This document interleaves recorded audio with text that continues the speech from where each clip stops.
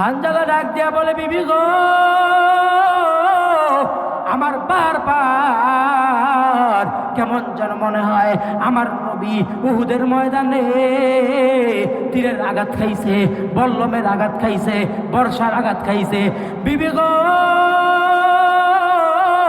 আল্লাহু আকবার বলেন, বিবি গো, আমার তো মনে চায় তোমারে ঘরের মধ্যে রাখিয়া আমি দৌড়াইয়া উহুদের ময়দানে চলে যাই, কিন্তু হাজিবাড়ির যুবক, ও আমার বিধবা বাবাজিরা, ও পর্দার আড়ালের মা গো, এবার হযরতে হানজালা বিবির সাথে ঘুমায় না, ছটফট করতেছে। হঠাৎ করে ফজরের আজানের সময় হয়ে গেছে। হযরতে হানজালা দৌড় মারিয়া গোসলের কিনারায় গিয়া দাঁড়ায়, গোসলের পানির সামনে গেছে। হযরতে হানজালার কানের মধ্যে আওয়াজ আসলো, ও কুতিলা মুহাম্মদ, মুহাম্মদ শেষ হয়ে গেছে, মুহাম্মদ হত্যা হয়ে গেছে। হানজালা ডাক দিয়ে বলেন, নবী, আমি হানজালা বেঁচে থাকতে আপনার গায়ের মধ্যে একটা তীর লাগবে, আপনার গায়ের মধ্যে একটা বর্ষার আঘাত লাগবে, আমি হানজালা বেঁচে থাকতে তা হবে না। হানজালা বিবিকে ডাক দিয়া বলে, বিবি আমার, এই নাও আমার হাত থেকে আমার গোসলের কাপড়গুলো লইয়া যাও। বিবি রে, আজ মনে হয় আর গোসল করা হবে না। বিবি আমার ঘর থেকে আনিয়া আমার তরবারিটা দাও। হযরতে হানজালা তরবারিটা হাতের মধ্যে নিয়া ওই নাপাক শরীর অবস্থায় ফরজ গোসল না করিয়া রওনা হয়ে গেছে উহুদের ময়দানের দিকে। যাইয়া তাকাইয়া দেখে ফজরের সময় ওই উহুদের ময়দানে বিশাল আকারে যুদ্ধ চলতেছে। হযরতে হানজালা কারো কাছে কোনো কিছু জিজ্ঞাসা না করিয়া দৌড়াইয়া যাইয়া পিছন থেকে বেঈমানদের গায়ের মধ্যে আঘাত করিয়া শত শত বেঈমানকে হত্যা করিয়া একটা পর্যায়ে হযরতে হানজালা নিজে ওই উহুদের ময়দানে শহীদ হয়ে গেছে। আওয়াজ দিয়ে বলেন, সুবহানাল্লাহ। তোমার দে মুসলমান হো, তোমার দে মুসলমান, তোমার দে মুসলমান হো, তোমার দে মুসলমান। एक हाथ में तलवार, एक हाथ में कुरान, एक हाथ में तलवार, एक हाथ में कुरान। তুমি কি ভেবেছো আমি আল্লাহ তোমারে অনর্থক দুনিয়ায় পাঠাইছি? আমি আল্লাহর দরবারে তোমার হাজিরা দিতে আসতে হবে না, এই চিন্তা ধারণা ভুলে যাও। আমার আল্লাহ পাক রব্বুল আলামিন বলেন, তোমারে দুনিয়ার মধ্যে পাঠাইছি, আবার একদিন না একদিন আমি আল্লাহর দরবারে তোমার হাজিরা দিতেই হবে। মৌত কাসিন কুল্লু নাসিন শারেবু, কবর বাইতিন কুল্লু নাসিন দাখিলু। আল্লাহ তাআলা বলেন, তোমার একদিন না একদিন আমি আল্লাহর দরবারে হাজিরা দিতে আসতেই হবে। এরে গোলাম, তোমার ভুলে গেলে চলবে না, তোমারে আমি আল্লাহ কেন দুনিয়ায় পাঠাইছি।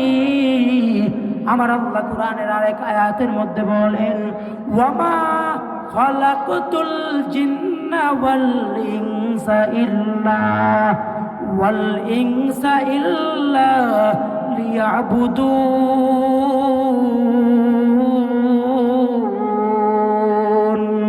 মা খালাকতুল জিন্না ওয়াল ইনসি বিগা জুজ ইবাদত নিস্তে মাকসুদ আচ্ছা। এর নবীর উম্মতের দল, আমার আল্লাহ কেন দুনিয়ায় পাঠাইলেন? ইবাদত করার জন্য আমার আল্লাহ দুনিয়ার মধ্যে পাঠাইলেন। এর নবীর উম্মত, আমার আল্লাহ পাক রব্বুল আলামিন ইবাদত করার জন্য পাঠাইলেন। আবার বললেন, তোমার একটা সীমারেখা আছে, ওই সীমারেখাটা শেষ হয়ে গেলে তুমি আবার অন্ধকার কবরের দিকে যাত্রী হয়ে যাইবা। কেমন ভয় আমাদের অন্তরের মধ্যে জমা করতে হবে। সাহাবা একরামের কাহিনী আপনারা অনেকেই শুনেছেন। হযরতে হানজালা বিবাহের দিন নবীর দরবারে গিয়ে হাজির, ডাক দিয়া বলে, ইয়া রাসূলুল্লাহ, ইয়া হাবিবাল্লাহ, আজ আমার বিয়ে হইল, আজ আমার বাসর রাত, আপনি তো উহুদের ময়দানে যাইতেছেন। ও নবী আমার তো মনে চায় আপনার সাথে উহুদের ময়দানে যাওয়ার জন্য, আপনার সাথে যাইয়া উহুদের ময়দানে জিহাদ করার জন্য। নবী আমার ডাক দিয়া বলে, হানজালা রে, তোমার আমার সাথে যাওয়া লাগবে না, তোমার আজকে বিবাহের রাত, তোমার আজ বিবাহের রাত, বাসর রাত, তোমার আমার সাথে যাওয়া লাগবে না। আমি নবী তোমার অর্ডার দিয়া দিলাম, তুমি তোমার বিবির সাথে আজকের রাতটা কাটায়া দিবা। হানজালা বলে, নবী গো, আমার আল্লাহ আমার উপরে যদি রাগ হয়ে যায়। নবী আমার ডাক দিয়া বলে, হানজালা রে, আমি নবী তোরে অর্ডার দিয়া দিলাম, তুমি চলে যাও, তুমি ওই উহুদের ময়দানে অন্য অন্য সাহাবী যায়া যেই সোয়াব পাইতো, তুমি হানজালা বাসার মধ্যে থাকিয়া ওই উহুদের ময়দানের সমপরিমাণ সোয়াব পায়া যাইবা। বলেন সুবহানাল্লাহ। আদিনা ফি দারে দুনিয়া না হাসান, আদিনা ফি দারে উকবানা হাসান। নবীর অর্ডার হয়ে গেল, হানজালা উহুদের ময়দানে যায় নাই। এরে হাজী বাড়ির যুবক, তোমার মতো যুবক হযরতে হানজালা নবীর অর্ডার পাইয়া চলে গেল বাসর রাতে ঘরের মধ্যে যাইয়া গো। হযরতে হানজালার ঘুম নাই, হযরতে হানজালা বারবার ছটফট করিয়া উঠে। নতুন বিবি ডাক দিয়া বলে, স্বামী গো, কেন আপনি বারবার ছটফট করিয়া উঠেন? হানজালা ডাক দিয়া বলে, বিবি গো, আমার বারবার কেমন যেন মনে হয় আমার নবী উহুদের ময়দানে তীরের আঘাত খাইছে, বল্লমের আঘাত খাইছে, বর্ষার আঘাত খাইছে। বিবি গো, আল্লাহু আকবার বলেন, বিবি গো, আমার তো মনে চায় তোমারে ঘরের মধ্যে রাখিয়া আমি তো উড়াইয়া উহুদের ময়দানে চলে যাই, কিন্তু হাজী বাড়ির যুবক, ও আমার বিধবা বাজিরা, ও পর্দার আড়ালের মা গো, এবার হযরতে হানজালা বিবির সাথে ঘুমায় না, ছটফট করতেছে। হঠাৎ করিয়া ফজরের আজানের সময় হয়ে গেছে। হযরতে হানজালা দৌড় মারিয়া গোসলের কিনারায় গিয়া দাঁড়ায়, গোসলের পানির সামনে গেছে। হযরতে হানজালার কানের মধ্যে আওয়াজ আসলো, ও কুতিলা মুহাম্মদ, মুহাম্মদ শেষ হয়ে গেছে, মুহাম্মদ হত্যা হয়ে গেছে। হানজালা ডাক দিয়ে বলেন, নবী, আমি হানজালা বেঁচে থাকতে আপনার গায়ের মধ্যে একটা তীর লাগবে, আপনার গায়ের মধ্যে একটা বর্ষার আঘাত লাগবে, আমি হানজালা বেঁচে থাকতে তা হবে না। হানজালা বিবিকে ডাক দিয়া বলে, বিবি আমার, এই নাও আমার হাত থেকে আমার গোসলের কাপড়গুলো লইয়া যাও। বিবি রে, আজ মনে হয় আর গোসল করা হবে না। বিবি আমার ঘর থেকে আনিয়া আমার তরবারিটা দাও। হযরতে হানজালা তরবারিটা হাতের মধ্যে নিয়া ওই নাপাক শরীর অবস্থায় ফরজ গোসল না করিয়া রওনা হয়ে গেছে উহুদের ময়দানের দিকে। যাইয়া তাকাইয়া দেখে ফজরের সময় ওই উহুদের ময়দানে বিশাল আকারে যুদ্ধ চলতেছে। হযরতে হানজালা কারো কাছে কোনো কিছু জিজ্ঞাসা না করিয়া দৌড়াইয়া যাইয়া পিছন থেকে বেঈমানদের গায়ের মধ্যে আঘাত করিয়া শত শত বেঈমানকে হত্যা করিয়া একটা পর্যায়ে হযরতে হানজালা নিজে ওই উহুদের ময়দানে শহীদ হয়ে গেছে। আওয়াজ দিয়া বলেন সুবহানাল্লাহ। তোমার দে মুসলমান হো, তোমার দে মুসলমান, তোমার দে মুসলমান हो, तुमर दे मुसलमान। एक हाथ में तलवार, एक हाथ में कुरान, एक हाथ में तलवार, एक हाथ में कुरान। तौहीद दुसीना में अमानत है हमारा, आसान नहीं मिटाना नमोने शाह हमारा। ओई साहबी হানজালা শহীদ হয়ে গেছে। অন্য অন্য সাহাবী উহুদের ময়দানে যুদ্ধ করিয়া পড়ে আছে। একটা পর্যায়ে গো যুদ্ধ শেষ হয়ে গেছে, আমার নবী ডাক দিয়া বলে, ও সাহাবী গো, তোমরা যারা জীবিত আছো আমার একটা উঁচু জায়গার মধ্যে বসাও। নবী উঁচু জায়গার মধ্যে বসাইলেন। নবী উঁচু জায়গার মধ্যে বসিয়া ডাক দিয়া বলে, ও সাহাবা একরাম, তোমরা যাও দৌড়াইয়া দেখো কোন কোন সাহাবী উহুদের ময়দানে শহীদ হয়ে গেছে। যাও যাও, তাদের লাশগুলো এক জায়গার মধ্যে জমা করো। আমি নবী নিজের হাতে তারা যেই কাপড় পরা অবস্থায় শহীদ হয়েছে, আমি নবী গো তাদেরকে ওই কাপড় অবস্থায় দাফন করব।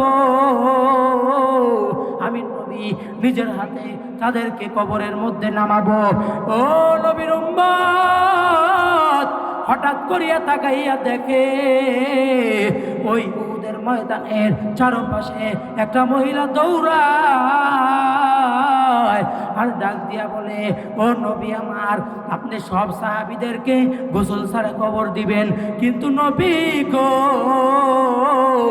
আমার স্বামী হযরত হানজালাকে গোসল ছাড়া কবর দিবেন না। কারণ গো নবীজি, আমার স্বামী হযরত হানজালার গোসল ফরজ ছিল। গোসলের কিনারায় গিয়ে দাঁড়াইছে, যখন শুনলো আপনার ডাক আসছে, নবীজি আমার স্বামী দৌড়াইয়া আপনার ময়দানের দিকে দৌড় দিছে। নবী গো আমার স্বামী রে গোসল ছাড়া আপনি কবর দিবেন না। এবার নবী ডাক দিয়া বলে, সাহাবী তোমরা দৌড়াইয়া যাইয়া হানজালার লাশটারে তাড়াতাড়ি গোসলের ব্যবস্থা করো। সাহাবী দৌড়াইয়া গেলে হানজালার লাশের কাছে যা দেখে হানজালার মাথা থেকে মাত্র মনে হয় যেন হানজালারে কেউ গোসল করাইছে। হানজালার মাথা থেকে পানি বায়া বায়া টপ টপ করিয়া জমিনের মধ্যে পড়তেছে।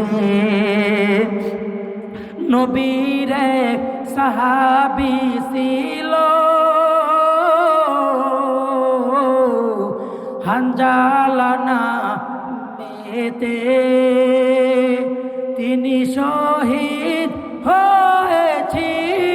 হয়েছিলেন বিবাহের রাত্রিতে সেই জঙ্গে উহুদে। নবী ডাক দিয়া বলে, সাহাবী রে এ কি কাণ্ড, তোমরা কেউ সাহাবী হানজালারে গোসল করাও নাই, আমি নবীও করাই নাই, কিন্তু হানজালার মাথা দিয়া কেন টপ টপ করিয়া পানি পড়ে? হঠাৎ করে জিব্রাইল আমিন হাজির, ডাক দিয়া বলে, ও নবী আমার, ইয়া রাসূলুল্লাহ, ইয়া হাবিবাল্লাহ, যেই সাহাবী বিবির ভালোবাসা আছে, বাড়ির ভালোবাসা আছে, নতুন বিবাহ হয়েছে, বিবির মহাব্বত ছাড়ছে, ওই সাহাবীর গোসল আমার আল্লাহ জানায়া দিছে। ওই সাহাবীর গোসল দুনিয়ার কোনো পানি দ্বারা হবে না, আমার আল্লাহ ওই সাহাবীর গোসল হাউজে কাউসারের পানি দিয়া জান্নাতি ফেরেশতার মাধ্যমে করায়া দিছে। আওয়াজ দিয়া বলেন সুবহানাল্লাহ। মনে হে আমার কান্দে নবী যাইতে রওয়াজায়, মন গো আমার কান্দে নবী যাইতে রওয়াজায়। ও দয়ার মালিক, হাজি বাড়ির যুবকেরা, হাজি বাড়ির মাহফিল কমিটিরা আজকে মাহফিলের আয়োজন করছে। যারা এই পর্যন্ত নবীর রওজা দেখে নাই, তোমার কাবা ঘর দেখে না গাই, ও দয়ার মালিক, তোমার কাছে একটা আশা, তোমার কাছে একটা আশা। আমরা তো নবীরে দেখি নাই, আমরা তো সাহাবীদেরকে দেখি না গাই, আমরা তো উহুদের ময়দানে যাইতে পারি নাই, আমরা তো বদরের জমিনে যাইতে পারি না গাই, আমরা তো নবীরে দেখবার পারি নাই। ও দয়ার মালিক, হাজি বাড়ির এই মাহফিলের উসিলায় তুমি আমাদের সবাইকে একবার মক্কা মদিনা দেখাইও, বলেন আমিন। মনে বড় আশা ছিল যাব মদিনায়, সবাই বলেন না, মনে বড় আশা ছিল যাব মদিনায়। সালাম আমি করব গিয়ে নবীর রওজায়, মনে বড় আশা ছিল যাব মদিনায়, মনে বড় আশা ছিল যাব মদিনায়। এক পিপিলিকা আল্লাহর দরবারে দোয়া করে, মালিক তুমি একবার আমারে জান্নাত, তুমি একবার আমারে মক্কা মদিনা দেখাইও। আমার আল্লাহ ওই পিপিলিকার দোয়া কবুল করছেন। আমার আল্লাহ ডাক দিয়া বলে, ও কবুতর যাও যাও, ওই পিপিলিকারে তোমার পায়ের সাথে বাজাইয়া মক্কা মদিনা দেখাইয়া ঘুরাইয়া ওই পিপিলিকার যেই বাসস্থান আছে ওই বাসস্থানে আবার পৌঁছায়া দাও। আমার মনে কি আশা, মনে কি ব্যথা আমি জানি না, কৌশল কইরা লইয়া যায় মক্কা মদিনা। মনে কি আশা, মনে কি ব্যথা আমি জানি না, কৌশল কইরা লইয়া যায় মক্কা মদিনা। আল্লাহ আমাদের সবাইকে কবুল করেন, বলেন আমিন। আরো মহাব্বতে বলেন আমিন। মদিনায় যাইতে মনে চায়, যদি একটা বার নবীর রওজার মধ্যে যাই, আমার আল্লাহর ঘর কাবা ঘরের মধ্যে যাই, ও হাজী বাড়ির মানুষ, আমি ইসমাইল মাদানির ওই পরিমাণ ইলম নাই, আমল নাই, এই জায়গার মধ্যে বসার যোগ্যতা নাই, কিন্তু মনের মধ্যে বড় আশা। ও দয়ার মালিক, জীবনে টাকা পয়সা তুমি দেওয়ার না দেও, কিন্তু মালিক একটা বার তুমি আমার নবীর রওজা দেখাইও। আপনাদেরও মনের মধ্যে আসা, সাহাবা একরামকে দেখি নাই, তাবে তাবেইনকে দেখি নাই, কিন্তু দয়ার মালিক মনের মধ্যে বড় আশা, তুমি একটা বার আমার মক্কা মদিনা দেখাইয়া কবরের দেশে ডাক দিও। মোহাম্মদ আরবি আয়ে গো নবী রাস্তে পেশো আ, মোহাম্মদ আরবি আয়ে গো নবী রাস্তে পেশো আ, আলম হুয়া उसकी पैदाइश से हो जाला, आलम हुआ उसकी पैदाइश से हो जाला। খারাপ লাগতেছে, মাগরিবের আজানের সময় হয়েছে। বিশেষ করে আজকে আপনাদের মাহফিলে যিনি আয়োজনে আছেন মুফতি আল আমিন ইসলামপুরি, আমার মহাব্বতের মানুষ, আমার বাজান, আল্লাহ পাক ওনাকে দিনের জন্য কবুল করেন, বলেন আমিন। হাজী বাড়ির প্রতিটা মানুষকে আল্লাহ তাআলা দিনের জন্য কবুল করেন, বলেন আমিন। ভাবতেও অবাক লাগে, যেই যুবকেরা নাচ গানের আয়োজন করতো নিজের বাড়ির ছাদের উপরে, বিভিন্ন মাঠের মধ্যে, সেই যুবকেরা আজকে লক্ষ লক্ষ টাকা ব্যয় করিয়া আজকে বাংলাদেশের উন্নত মানের বক্তাদেরকে আনতেছেন। আপনারা সকলেই খুশি না বেজার? জোরে বলেন। আল্লাহ পাক আমাদেরকে কবুল করেন এবং এই মাহফিলকে কবুল করেন। বিশেষ করে হাজী বাড়ির মুরব্বী যারা, মাহফিল কমিটি, এবং বিশেষ করে আমার মহাব্বতের একজন মানুষ ছিলেন গত বছর আমাদের হান্নানুর রহমান রতন হাজী সাহেব, কত মহাব্বত করতেন গত বছর আপনাদের জন্য, এলাকাবাসীর জন্য।